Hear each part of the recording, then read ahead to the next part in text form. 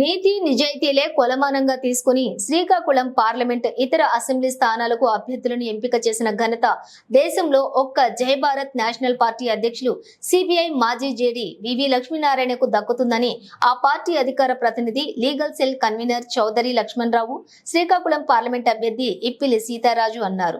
బుధవారం వారు శ్రీకాకుళంలోని జిల్లా పార్టీ కార్యాలయంలో పార్టీ అభ్యర్థులతో కలిసి మాట్లాడారు. సాంప్రదాయ పార్టీల్లో జరుగుతున్నటువంటి పరిణామాలు చూసి ప్రజలు అసహ్యం వ్యక్తం చేస్తున్నారని, రాజకీయాలను వ్యాపారం చేశారని, సీటు కోట్లకు అమ్ముకుంటున్నారని పార్టీ శ్రీకాకుళం, ఆముదాల వలస, నరసన్నపేట, టెక్కలి, పాతపట్నం, పలాస అభ్యర్థులు రాగోలు నాగశివ, బురుడి గౌరీశంకర్, చీపురు రవికుమార్, బైపల్లి పరమేశ్వరరావు, గోళ్ల తిరుపతిరావు, భద్రి సీతమ్మ యాదవ్ దుయ్యబట్టారు. ప్రజలు ఓటు అమ్ముకోకుండా నీతిగల అభ్యర్థులకు ఓటు వేసి గెలిపించాలని వారు కోరారు. తామంతా ఓడినా గెలిచినా ప్రజాక్షేత్రంలోనే ఉంటామని పార్టీ అధ్యక్షులు వారి ఆధ్వర్యంలోని ప్రజల సమస్యలపై పోరాడతామని అన్నారు. తాము ప్రజలకు సేవకులుగానే ఉంటామన్నారు. ప్రజలు అభ్యర్థుల గుణగణాలను చూసి ఓటు వేయాలని కోరారు. మీడియా మిత్రులందరికీ జై భారత్ నేషనల్ పార్టీ తరఫున, మా శ్రీకాకుళం పార్లమెంటరీ నియోజకవర్గం తరఫున హృదయపూర్వక ధన్యవాదాలు తెలియజేస్తున్నానండి. మా విన్నపం మేరకు ఇక్కడికి విచ్చేసి పార్టీ సిద్ధాంతాలని ఇవన్నింటినీ మీరు తెలుసుకొని ప్రజల్లోకి తీసుకెళ్ళడానికి మీరు వచ్చినందుకు మీకు ముందుగా ధన్యవాదాలు తెలియజేస్తున్నాను. మాజీ సిబిఐ జేడీ ఐపీఎస్ గౌరవనీయులు శ్రీ వివి లక్ష్మీనారాయణ గారు మమ్మల్ని గుర్తించారు. డబ్బు లేకపోయినా గొప్పగా కోట్లలో ఆస్తి మాకు లేకపోయినా చదువుకున్నారు, సంస్కారవంతమైన వాళ్ళు, సమాజానికి ఉపయోగపడతారు అనేటువంటి ఒకే ఒక ఆలోచనతో మా అందరికీ అవకాశం కల్పించారు. ఆయనకి ఈ సందర్భంగా హృదయపూర్వకంగా కృతజ్ఞతలు తెలియజేసుకుంటున్నామండి. మా అందరి యొక్క ఆశయం ఒకటే, సామాన్యుడికి మేలు జరగాలి. ఒక వ్యాపారం అయిపోయింది రాజకీయం అంటే. ఈరోజు వ్యాపారం అయిపోయింది. నేను 10 కోట్లు ఖర్చు పెట్టుకుంటున్నాను, ఈ 5 సంవత్సరాల్లో ఒక 20 కోట్లు నేను సంపాదించుకుంటున్నాను అనేటువంటి ఆలోచనతో ముందుకు వస్తున్నారు. కానీ ప్రజల యొక్క సమస్యల్ని తీర్చుకుందామనే ఆలోచనతో ఏ ఒక్క రాజకీయ పార్టీ కానీ, ఏ ఒక్క రాజకీయ నాయకుడు కానీ లేనటువంటి దుస్థితి ఈరోజు మనం చూస్తున్నాం. ప్రతి ఒక్కరం చూస్తున్నాం. సామాన్యుడు ఒక అసెంబ్లీలో అడుగు పెట్టాలంటే ఒక చాలా క్లిష్టమైన పరిస్థితి ఏర్పడింది. అటువంటి సామాన్యుడు సైతం నేను అసెంబ్లీలో అడుగు పెట్టిస్తాను అనేటువంటి ఒక దృఢ సంకల్పంతో ఈరోజు జేడీ లక్ష్మీనారాయణ గారు ఒక పార్టీ స్థాపించడం. ఈ పార్టీలో మీరు చూసుకున్నట్లయితే ఏ నియోజకవర్గంలో క్యాండిడేట్ని మీరు చూసినా అత్యంత చదువుతో ఉన్నటువంటి వ్యక్తులు, మంచి సంస్కారవంతమైనటువంటి వ్యక్తులు, సమాజంలో ఉన్నటువంటి సమస్యల పట్ల చక్కగా తెలిసినటువంటి వ్యక్తులే ఉన్నారని ఈ సందర్భంగా మీ అందరికీ తెలియజేస్తున్నానండి. మీ ద్వారా సమాజానికి ఒక మంచి మెసేజ్. ఈరోజు మన భగవద్గీతలో శ్రీకృష్ణుడు ఒక మాట చెప్పారండి, యథా యథా హి ధర్మస్య గ్లానిర్భవతి భారత అభ్యుత్థానం అధర్మస్య తదాత్మానం సృజామ్యహం అని చెప్పారండి.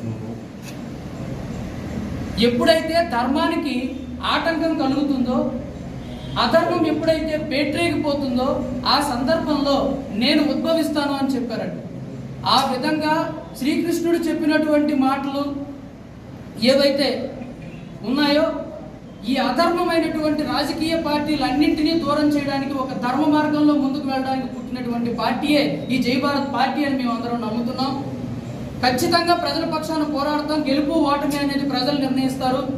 మాకున్నటువంటి సమయం మొత్తం, మా జీవితం మొత్తం ప్రజా సమస్యల మీద పోరాడతాం, పార్టీ సిద్ధాంతాలను తీసుకెళ్తామని తెలియజేస్తూ నాకు ఈ అవకాశాన్ని ఇచ్చినటువంటి అధ్యక్షుల వారికి సమస్యను పరిష్కరించడానికి మేము ప్రయత్నిస్తాం.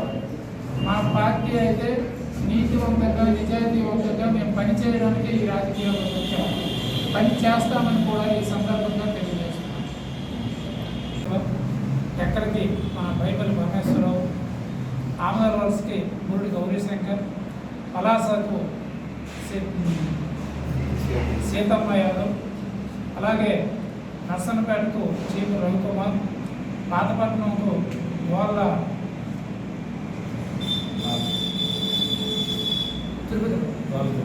తిరుపతిరావు.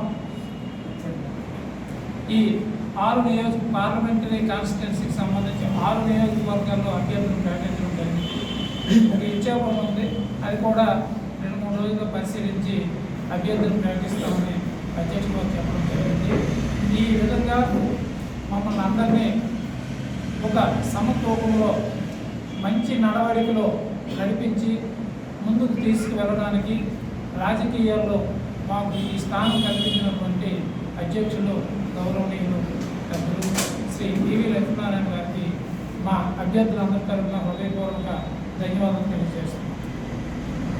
ఈరోజు రాజకీయం అంటే చాలా కష్టమైనటువంటి క్లిష్టమైనటువంటి పరిస్థితులు ఏర్పడ్డాయి. మేమందరం పేద మరియు మధ్యతరగతి కుటుంబాలకు చెందిన వ్యక్తులమే తప్పించి ఇందులో ఎవరు కూడా అత్యధిక ఆస్తి పనులు కానీ ఏమీ లేదు. మేము చదువుకున్నటువంటి ఎంతో కొంత విద్యావంతులను తప్పించి మాకైతే ఆర్థికపరమైనటువంటి ఎక్కువ అవకాశాలు తక్కువగా ఉన్నాయి. అయినప్పటికీ రాజకీయాల్లో ఒక నీతివంతమైనటువంటి పరిపాలన కోసం ఒక నిజాయితీ వ్యక్తితో మేము పయనించడం అనేది చాలా అదృష్టంగా భావిస్తున్నాం.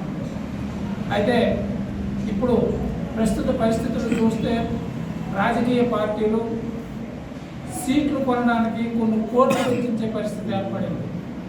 కోట్లు వెచ్చించి సీట్లు కొనుక్కొని ఈరోజు ప్రజలకు నోట్లు పంచడానికి సిద్ధంగా ఉంటే ప్రజలు ఏ విధంగా ఉన్నారంటే వీళ్ళు ఓట్లు ఇచ్చి సీట్లు కొనుక్కొని మన దగ్గరికి ఓట్లకు వస్తున్నారు, వీళ్ళు ఈ విధంగా మనం వీళ్ళకి ఓట్లు వేస్తే లేకపోతే మనం కూడా వీళ్ళు వచ్చరు, సరైనటువంటి ప్రజాస్వామ్యంలో నీతివంతమైనటువంటి వ్యక్తులు ఎవరు ఉన్నారనేటటువంటి విషయాన్ని గమనిస్తున్నారు.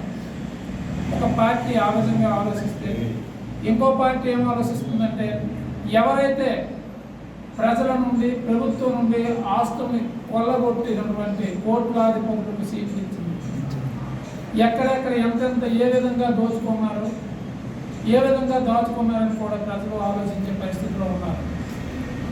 ఇటువంటి వ్యక్తులకు ఓటేసే పరిస్థితిలో ప్రజలు లేరు. ప్రజలు చాలా నీతివంతంగా నిజాయితీవంతంగా తెలివితేటలుగా ఆలోచిస్తున్నటువంటి ఈ ఎలక్షన్ చూస్తుంటే మాకు చాలా ఆనందదాయకంగా ఉంది. మేము ప్రజల పట్ల ప్రజలకు ఉన్నటువంటి సమస్యల పట్ల ఈ వ్యవస్థలో ఉండేటటువంటి తప్పుడు విధానాల పట్ల మేము ఎప్పుడు ప్రశ్నిస్తూ ఉంటాం. అటువంటి సమయంలో మాకు ఒక నీతివంతమైనటువంటి ఒక నిజాయితీవంతమైనటువంటి మంచి నాయకత్వం మాకు దొరికింది. ఆ నాయకత్వంలో మేము ముందుకి వెళ్తాం. వెళ్ళి తప్పనిసరిగా జై భారత్ నేషనల్ పార్టీకి సముచితమైనటువంటి స్థానాన్ని ఈ జిల్లాలో సంపాదిస్తాం.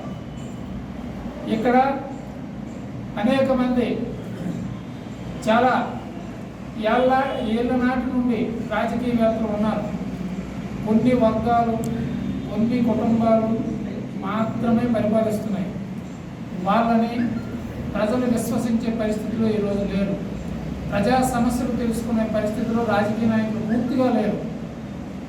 ఏ రోజు కూడా ఒక రాజకీయ నాయకుడి దగ్గరికి వెళ్ళి మాకు ఈ సమస్య ఉంది, ఈ సమస్యను పరిష్కరించండి అంటే సమస్యను చూసే పరిస్థితి లేదు. పరిష్కారం అనేది దేవుడే లేదు.